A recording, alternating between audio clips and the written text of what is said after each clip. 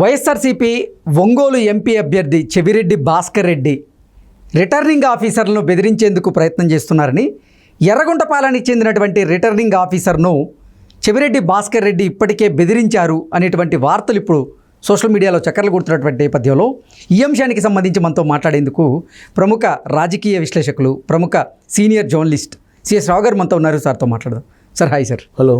చెవిరెడ్డి భాస్కర్ రెడ్డి గారు రిటర్నింగ్ ఆఫీసర్ని బెదిరించేందుకు ప్రయత్నాలు చేస్తున్నారని, అందులో భాగంగానే ఎర్రగుంటపాలెంకి చెందినటువంటి రిటర్నింగ్ ఆఫీసర్ని చెవిరెడ్డి భాస్కర్ రెడ్డి ఆల్రెడీ బెదిరించారు అనేటువంటి వార్తలు ఇప్పుడు సోషల్ మీడియాలో ఊపందుకుంటూ ఉన్నాయి. ఏంటి సార్ దీని మీద మీ విశ్లేషణ? సో ఎందుకు అసలు చెవిరెడ్డి భాస్కర్ రెడ్డి బెదిరించాల్సి వచ్చింది? అసలు అక్కడ రిటర్నింగ్ ఆఫీసర్ ఎవరంటే శ్రీలేఖ అనే ఆవిడ లేడీ ఉన్నారు, రిటర్నింగ్ ఆఫీసర్.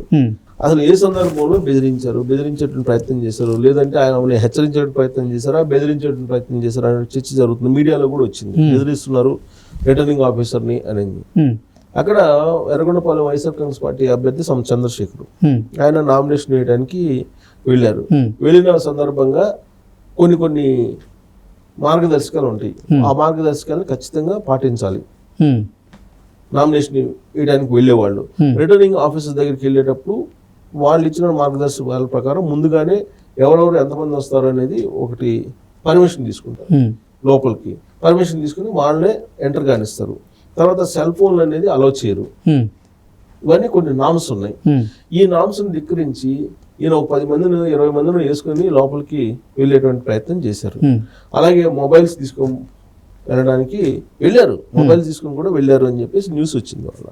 సో ఆ క్రమంలో అక్కడ ఉండేటువంటి రిటర్నింగ్ ఆఫీసరు, మీరు మీ ఇష్టం వచ్చినట్టు చేస్తే కుదరదండి, మీరు కొన్ని నామ్స్ ఉంటే ఆ నామ్స్ని పాటించాలి కదా, మీరు కోఆపరేట్ చేయండి అని చెప్పి రిక్వెస్ట్ చేస్తున్నటువంటి క్రమంలో అప్పుడు చెవిరెడ్డి భాస్కర్ రెడ్డి జోక్యం చేసుకొని, మీరు చూసి చూడనట్టు వెళ్ళాలి కానీ ఇలా అయితే కనుక మిమ్మల్ని వదిలిపెట్టం, మీ మీద మేము ప్రైవేట్ కేసు పెట్టి చేస్తాము, మేము వచ్చి అధికారంలోకి వచ్చిన తర్వాత మీ సంగతి చూస్తాం అన్నట్టుగా బెదిరించారు అనేది ఒకటి న్యూస్ వచ్చింది. సో సహజంగా ఏంటంటే చెవిరెడ్డి భాస్కర్ రెడ్డి అంత ఈజీగా జనరల్గా ఆఫీసర్స్ని రెస్పెక్ట్ చేస్తుంటారు, బట్ కొన్ని సందర్భాల్లో దురుసుగా కూడా వ్యవహరించినటువంటి సంఘటనలు కూడా ఉన్నాయి. ఆయన ఒక్కో సందర్భంలో ఆయనకి మరి బీపీ ఉందో ఏమో తెలియదు మనకి, ఒక్కోసారి బాగా స్లిప్ అవుతుంటారు, అధికారుల మీద కూడా బాగానే దౌర్జన్యం చేసే ప్రయత్నం చేస్తుంటారు. సహజంగా అయితే ఫ్రెండ్లీ నేచర్, కానీ అందుకు భిన్నంగా కొన్నిసార్లు వ్యవహరిస్తుంటాడు ఆయన. సో ఆ బహుశా నేను అనుకోవటం ఆవిడ లేడీ ఆఫీసర్ వీళ్ళు ఏదో చాలా మంది లోపలికి వెళ్ళారు, చాలా మంది లోపలికి వెళ్ళినప్పుడు సహజంగా ఆవిడ చెప్తారు, బట్ దానికి ఈయన అధికార దర్పం ప్రదర్శించినట్టున్నారు. ప్లస్ ఎంపీ అభ్యర్థిగా పోటీ చేస్తున్నాడు అక్కడ. సో అధికార దర్పం ప్రకటించినట్టున్నారు. అధికార దర్పం ప్రకటించారు కాబట్టి ఆ మాటలు ఇన్నట్లేదు. సో ప్రైవేట్ కేసులు వేస్తాం మీ మీద అని చెప్పి బెదిరించారట. ఇలాంటి బెదిరింపులు ఎందుకు వచ్చినాయి అసలు అంటే, ఇప్పటి వరకు అధికార దర్పాన్ని ప్రదర్శించారు 2010 నుంచి ఇప్పటి వరకు. ఎస్ఐ దగ్గర నుంచి ఎస్పీ దాకా, ఎంఆర్ఓ దగ్గర నుంచి కలెక్టర్ల దాకా అందరూ ఎమ్మెల్యేల ఇళ్ళ దగ్గరికి వచ్చి ఎమ్మెల్యేలకి చాలామంది నమస్కారాలు పెట్టి వాళ్ళ ప్రసన్నం చేసుకున్న పరిస్థితి రాష్ట్రంలో మనం చూసాం.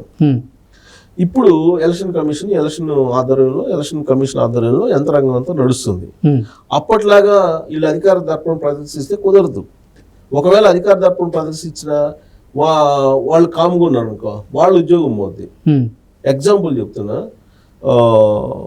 ఎవరో ఒక అభ్యర్థి దగ్గర పోయేటప్పుడు కౌగులించుకున్నారు. ఎవరు? మన మాధవీలత, ఇక్కడ మన హైదరాబాద్ సంబంధించినటువంటి అభ్యర్థి, బీజేపీ అభ్యర్థి మాధవీలత ప్రచారానికి వెళ్ళినప్పుడు అక్కడ పోలీస్ అధికారి లేడీ కౌగులించుకుంది. ఆవిడ చూడంగానే ఒక రకమైన అభిమానం ఉండేటువంటి వాళ్ళు ఉంటారు కదా, ఆ కౌగులించుకుంది. ఇమీడియట్ గా ఎలక్షన్ కమిషన్ ఆవిడని పక్కన పెట్టేసి సస్పెండ్ చేసింది ఆ పోలీస్ ఆఫీసర్ని. ఇప్పుడు అంజనీ కుమార్ యాదవ్ని కూడా ఆ రోజున మొత్తం రిజల్ట్ వచ్చిన తర్వాత రేవంత్ రెడ్డిని అప్రిషియేట్ చేయడానికి లేకపోతే ఏదో శుభాకాంక్షలు చెప్తానికి వెళ్తే అంజనీ కుమార్నే డీజీపీనే సస్పెండ్ చేసింది కదా ఎలక్షన్ కమిషన్. సో కాబట్టి అంత స్ట్రిక్ట్ గా ఉంటారు. చెవిరెడ్డి భాస్కర్ రెడ్డి ఎంపీ క్యాండిడేట్ లేదంటే ఎమ్మెల్యే క్యాండిడేట్ నామినేషన్ వెళ్ళడానికి వేసినంత మాత్రాన వాళ్ళని కనుక రెస్పెక్ట్ చేసి, అంటే ఇవ్వాల్సిన రెస్పెక్ట్ కన్నా ఎక్కువ ఇచ్చి వాళ్ళు ఏదో అనుకూలంగా వ్యవహరిస్తుంది అని అంటే దాని మీద కంప్లైంట్ చేస్తే వాళ్ళ ఉద్యోగం పోద్ది, సస్పెండ్ చేస్తారు వాళ్ళని. కాబట్టి నిష్పక్షపాతంగా వ్యవహరించాలి. ఎవరైనా సరే. అభిమానం ఉన్నా కానీ నువ్వు లోపల ఉంచుకోవాల్సిందే తప్పితే దాన్ని బయటకు ప్రదర్శించావంటే ఉద్యోగం పోద్ది. సో అందుకని నిష్పక్షపాతంగా ఎలక్షన్ కమిషన్ నిర్వహిస్తుంది ఎలక్షన్, కాబట్టి యంత్రాంగం కూడా అలాగే పనిచేయాలి. దానికి అటైనా ఇటైనా దెబ్బపడింది. సో కాబట్టి ఆమె రిజర్వ్డ్గా వ్యవహరిస్తున్నారు అని చెప్పి ఈయన అధికార దర్పాన్ని ప్రదర్శించడం ప్రయత్నం చేశారు. అక్కడ వీళ్ళిద్దరి మధ్య ఇది జరిగింది. సరే, ఈ ఆర్ఓల విషయాలకు వస్తే, రిటర్నింగ్ ఆఫీసర్స్ విషయాలకు వస్తే, ఆల్రెడీ రిటర్నింగ్ ఆఫీసర్స్ని ఇప్పుడు సిఎస్గా ఉన్నటువంటి జవహర్ రెడ్డి ముందుగానే ఐడెంటిఫై చేసి ఆళ్ళల్లో వైఎస్ఆర్ కాంగ్రెస్ పార్టీకి అనుకూలం ఎవరు, తెలుగుదేశం పార్టీకి అనుకూలంగా ఎవరు అనేది మొత్తం చూసుకున్న తర్వాతనే ఈ ఆర్ఓల్ని ముందుగానే పెట్టేశారు. దాదాపు 5-6 నెలల నుంచి కూడా ఇదే ఎక్సర్సైజ్ జరిగింది. పూర్తి స్థాయిలో జవహర్ రెడ్డి ఈ ఆర్ఓల్ని అపాయింట్ చేయడం మీదనే కసరత్తు చేశారు అనేది ఒకటి వినిపిస్తుంది. అలాగే ఎస్ఐ దగ్గర నుంచి ఎస్పీ దాకా ఎవరెవరిని ఎక్కడ ఉంచాలి అని చెప్పి కానిస్టేబుల్, ఈవెన్ హోంగార్డ్ నుంచి ఎస్పీ దాకా ఎవరెవరిని ఎక్కడ ఉంచాలి అనేది రాజేంద్రనాథ్ రెడ్డి డీజీపీ హోదాలో ఆయన కూడా దాదాపు 5-6 నెలల పాటు ఒక టూర్ వేసి ఆంధ్రప్రదేశ్ వ్యాప్తంగా ఆయన గవర్నమెంట్ గెస్ట్ హౌస్లో కూర్చొని మొత్తం మ్యాప్ తయారు చేసి మొత్తం గ్రౌండ్ లెవెల్ నుంచి అందరినీ నియమింపు చేశారు. వైఎస్ఆర్ కాంగ్రెస్ పార్టీ అనుకూలంగా ఉండేటువంటి వాళ్ళని అనేది ఇంకోటి వినిపిస్తుంది. ఇలాంటి పరిస్థితుల్లో గ్రౌండ్ నుంచి కూడా మొత్తం అల్లుకుంటూ వచ్చేసారు. దాదాపు సంవత్సరం నుంచి ఇదే కార్యక్రమంలో ఉన్నారు వాళ్ళు.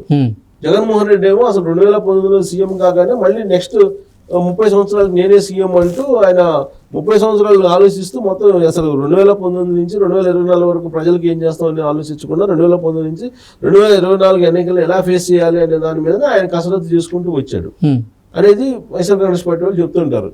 కాబట్టి ఎంత కూడా ఒక ఫౌండేషన్ వేసుకుంటూ వచ్చారు. 2024కి ఇప్పుడు వేస్తున్నది కాదు, వాళ్ళు ఎప్పటి నుంచో అలా కసరత్తు జరుగుతూనే ఉంది. కాబట్టి ఇప్పుడు ఆర్ఓలు, ఒక ఆర్ఓని ఏదో చెవిరెడ్డి భాస్కర్ రెడ్డి అన్నారన్నంత మాత్రాన ఆర్ఓలు నిష్పక్షపాతంగా వ్యవహరిస్తున్నారని చెప్పి అనుకోవడానికి లేదు. ఆర్ఓలు ఆల్రెడీ చీఫ్ సెక్రటరీ కొంతమందిని ఏర్పాటు చేశాడు వైఎస్ఆర్ కాంగ్రెస్ పార్టీకి అనుకూలంగా ఉండేటువంటి వాళ్ళని కొన్ని పాకెట్స్లో అని చెప్పి వాళ్ళ మీద ఆరోపణలు ఉన్నాయి. సో కాబట్టి అధికార యంత్రాంగం ఎక్కడైతే వైసీపీ ఉన్నారో, ఎక్కడైతే తెలుగుదేశం ఉన్నారో అనేది బహుశా నేను అనుకోవటం చెవిరెడ్డి భాస్కర్ రెడ్డి లాంటి వాళ్ళకి తెలిసి ఉంటుంది. ఆ దృక్పథంతో అక్కడికి వెళ్ళారు కాబట్టి ఆమె మీద కోఆపరేట్ చేయట్లేదు అనే యాంగిల్లో ఈయన బెదిరించుంటారేమో, బహుశా బెదిరించడం, వార్నింగ్ ఇవ్వడం ఏదో జరిగి ఉంటుంది. ప్రైవేట్ కేసులు వేస్తాము మీ మీద అనే స్థాయికి వెళ్ళారు అంటే ఖచ్చితంగా అక్కడ ఉన్నటువంటి ఆర్ఓ ఎటువైపు ఉన్నారు, లేదంటే ఆమెని ఏ విధంగా ఐడెంటిఫై చేస్తారు అంటే వీళ్ళ దగ్గర లిస్ట్ ఉండాలిగా. వైసీపీ వాళ్ళు ఎవరు, కాని వాళ్ళు ఎవరు అనేటువంటి లిస్టు ఉంటేనే కదా ఆ విధంగా. ఇప్పుడు అది నామినేషన్ వేయడానికి పోయినప్పుడు నీ నామినేషన్ తీసుకుంటారు, నామినేషన్ పంపిస్తారు, నామ్స్ రాసి ఉంటాయి. అందులో ఆయన సీనియర్ పొలిటీషియన్, ఆయన కొత్తగా వచ్చిన పొలిటీషియన్ ఏం కాదు కదా, ఎప్పటి నుంచి రాజకీయాల్లో ఉన్నారు. ఆయన తెలుసు కదా నామినేషన్ వేసేటప్పుడు ఎలాంటి ప్రోటోకాల్స్ పాటించాలి అనేది.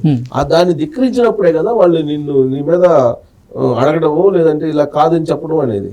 అలా కాకుండా ప్రోటోకాల్ ధిక్కరించి నువ్వే వెళ్తావు, నువ్వే ప్రైవేట్ కేసులు పెడతానంటావు, ఆర్ఓలు విమర్శిస్తావు. ఆర్ఓలు ఎవరో ఏంటి అనేది వీళ్ళకి తెలుసు అనేది ఈ సంఘటన ద్వారా మనం ఒక అభిప్రాయానికి రావచ్చు. Okay sir, thank you so much.